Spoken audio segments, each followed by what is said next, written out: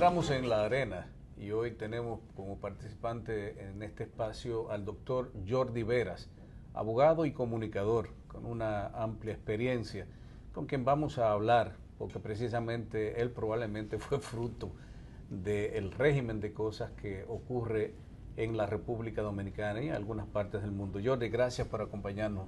Bienvenido a Debares 24/7. Gracias, Debares, a ustedes y a todo el elenco y asimismo a los amables televidentes de este espacio. Nos gustaría conocer tu opinión entre la relación existente entre corrupción e impunidad. Bueno, lo primero es que la corrupción es un fenómeno social. Ya la impunidad tiene mucho que ver con la voluntad del ser humano. Y la relación va que de la misma manera en la que la impunidad se acrecienta, en esa misma manera y correlación, la corrupción se fortalece.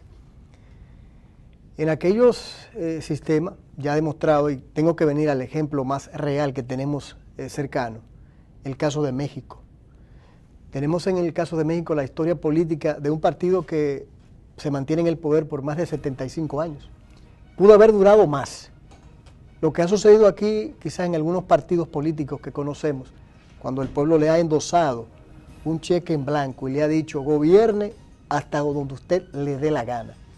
Y han venido entonces las frustraciones, las impotencias, fruto de ese mismo tipo de concepto que tú mencionas, correlacionado con la corrupción, en el caso de la impunidad.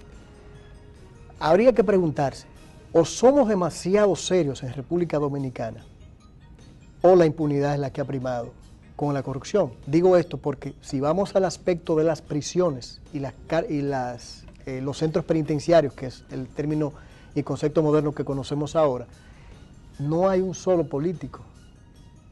Y por eso hice la pregunta al inicio. O somos demasiado serios, o el sistema político dominicano es muy aventajado a otros países, que no tenemos un solo político dentro de las cárceles. Y no es solamente colocar y pensar en la prisión por prisión, sino que es como castigo. ¿Para qué? Para evitar que la corrupción vaya de la mano con la propia impunidad. Y yo creo que esa correlación van de la mano como la sombra al cuerpo. ¿Tú entiendes que hay un aporte de la justicia dominicana a la lucha contra la corrupción? Yo pienso que sucede mucho como cuando se nombró aquella Suprema Corte de Justicia, no la actual, sino la presidida por el magistrado Subero Isa en aquella oportunidad. No era la que uno esperaba, pero era lo que se pudo conseguir en el momento. Y yo pienso que asumiendo, Debares y amigos, viviendo bajo el sistema que tenemos, un sistema que ya está desgastado, es mucho lo que se ha conseguido a nivel de justicia. Todavía uno puede tener el nivel de confianza.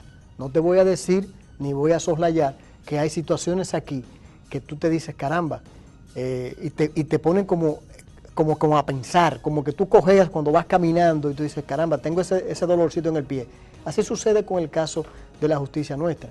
Yo pienso que hay situaciones que hay que mejorar, indudablemente, y eso nos muestra, Debares, que todavía nos falta cosas por hacer.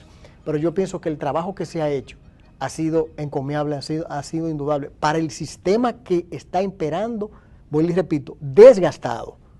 Y yo creo que basado en eso, el sistema judicial dominicano ha estado haciendo su lucha. Hay que recordar un asunto, Debares. Tú no puedes exigirle ni a la justicia, ni al Ministerio Público, ni a la policía, con el nivel de inversión que se le está ofreciendo. No desde ahora, Yo voy a recordar que en los finales de los años de la anterior Suprema Corte de Justicia, presidida por la persona que hablé, ya el nivel de inversión venía bajando.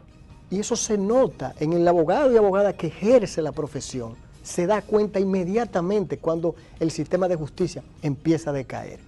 Y esa es la inversión.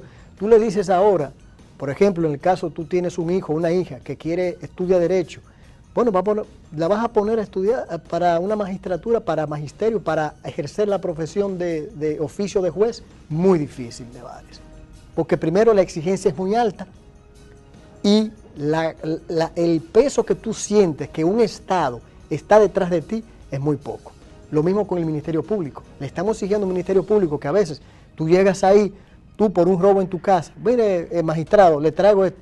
Ah, pero sí, de Bares, espérese que yo tengo 10 expedientes aquí. Posiblemente te va a atender porque tú eres José de Bares, tú eres Yussi de Bares, pero no te digo que sea predilección, pero sí va a tener una presión, pero lo va a hacer obligado bajo unas condiciones que personalmente no lo puede hacer.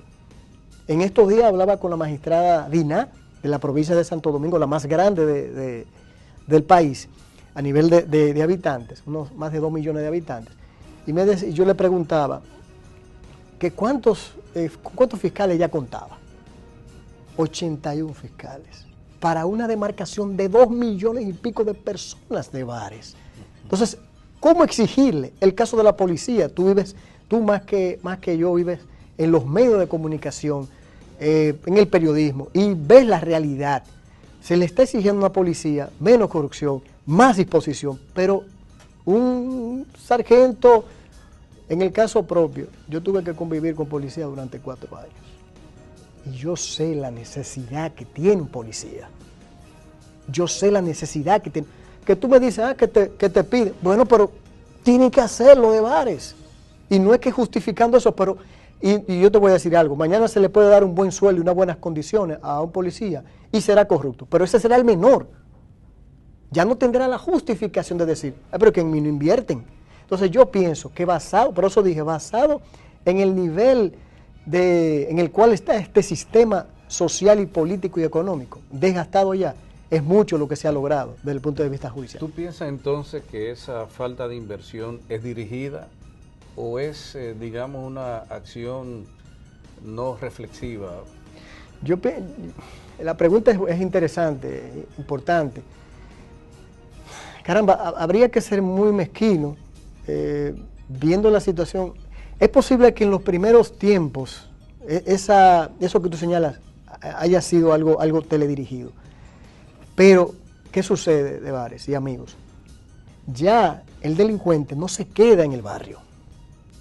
Ya el delincuente no va y se cuida, no, ya va a tu casa, ya va a casa de políticos, ya va a casa de jueces, aunque no lo sepa, pero me estoy diciendo, está subiendo, lo que uno dice, está subiendo la delincuencia.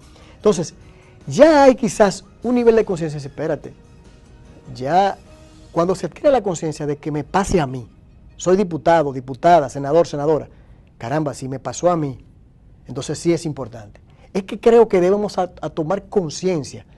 Cuando lo ocurrido a mi persona y a mi familia de Bares, yo siempre escuchaba cuando mi padre decía, y esa exigencia y esa lucha, y es fácil comprender, ¿vale? Ya no es por nosotros, ya nosotros hemos sido afectados. Yo no puedo echar hacia atrás lo que a mí me pasó, a mis hijos han sido afectados, mi esposa, mi padre, mis hermanos, toda mi familia ha sido afectada de manera directa o indirecta. ¿Por quién nosotros estamos propugnando? Cuando yo oía gente diciendo en el juicio, pero ¿qué tanto que exigen? Abogados, colegas, ¿qué tanto que exigen? Ahora que van 30 audiencias. Y yo nada más lo miraba y le decía, caramba, que no te pase a ti, que no te pase a ti. ¿Qué sucedió? Y hago esto como una anécdota. A uno de los abogados que pagaba Adriano, pero de otro imputado, estaba exigiéndole al Ministerio Público porque uno de sus familiares había sido atacado por sicariato. Y en una yo me le quise acercar, pero evité para que no se viera como una especie de provocación. Era como decirle, tú ves, por eso yo estoy propugnando que no sean 30 reenvíos ni 50, sino menos, que sea la justicia la que dirima, no la disponibilidad de debilitar el sistema, que fue lo que se hizo en el caso nuestro. Buscar debilitar el sistema. No era Negro Vera ni a Jordi Vera, era debilitar el sistema diciéndole, Adriano está por encima y nosotros de todo ese sistema judicial. Y yo pienso, de Bares, que es lo que uno tiene que buscar, que senadores, diputados, presidentes, todos los funcionarios comprendan que si no se invierte en el sistema judicial dominicano, Ministerio Público y policías, nosotros, instrumentos como el 911, perfecto, lo apoyamos, pero eso no es la solución completa, eso es un instrumento que si no se une con otras directrices, estaremos haciendo el mismo papel. En ese mismo tenor, me gustaría conocer tu opinión ¿cómo resolver el problema de una justicia que sirve de aliciente a corrupción, a hechos deleznables? ¿Cómo resolver ese asunto para tornar esa justicia venal que hoy tenemos?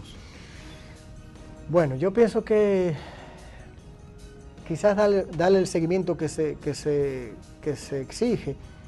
Si por ejemplo hay un juez o una jueza que no realiza el trabajo que se espera, ahí están los mecanismos para el aspecto disciplinario. No solamente como se hace en el caso que hemos visto policial, o en el caso ahora del fiscal de San José de Ocoa, el ex fiscal, no es solamente que se ha sometido a la justicia, es que ese hombre no puede ejercer la carrera de derecho.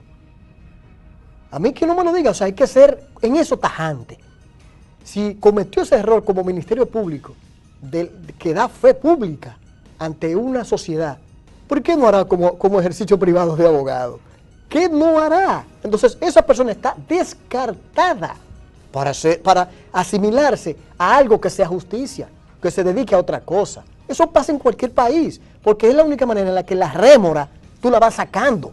Si no, vamos a seguir siendo en el mismo saco, todos siendo señalados por igual. Ah, tú eres abogado, sí, tú eres igual, sinvergüenza como aquel. Entonces, con el caso de los jueces, se debe ser rígido también. Vuelvo y repito, tomando en consideración qué nivel de inversión. Tú has notado que no hace mucho tiempo, creo que a principios de este año, hubo jueces en el que se invirtió dinero de Estado Dominicano, que hoy están en el ejercicio privado. ¿Por qué? Tú no le puedes exigir a esa gente, no, quédate ahí porque las condiciones te las estoy dando. No, de varios. Ahora tú ves jueces como el caso de Domingo Gil, Derecho Laboral, Nancy Salcedo, los mismos jueces, muchos jueces de los jueces penales de Santiago. Todavía en Santiago podemos decir, de Bares, que la justicia se mantiene con su fortaleza. Pero yo pienso que también tiene mucho que ver con el ambiente. Esa misma situación de acusación hasta de los propios jueces que dicen, no, mira, van allá, cosa que no se entera la prensa, van allá a la Suprema y le dicen, esta persona no está haciendo su papel, se hace la investigación. Yo creo que se debe ahondar en ese tipo de seguimiento, lo que se diría un departamento interno, darle más prioridad a ese departamento interno para ir sacando esas rémoras que puede haber en cualquier parte, porque hay manzanas podridas en cualquier lugar. ¿Cuán importante es, a tu juicio, el empoderamiento de la ciudadanía de toda esta situación para requerir, para demandar, para empujar cambios en ese sentido? Excelente, excelente, Debares, ese punto que acabas de mencionar. Para mí es el primordial. Yo no soy muy bueno con la memoria de los autores, pero sí me grabo las frases. Hay una que creo que la estableció Gandhi y creo que la repitió de otra manera Martin Luther King hace mucho tiempo. Lo peor no son los malos haciendo la maldad, es la indiferencia de los buenos ante la maldad. Los malos no van a dejar de serlo. Es muy difícil que un corrupto, un perverso, tiene que hacer algo muy fuerte que choque en el espíritu de esa persona para decir, caramba, tengo que rectificar. Es muy difícil, y más en este tipo de sistemas donde no hay sanciones.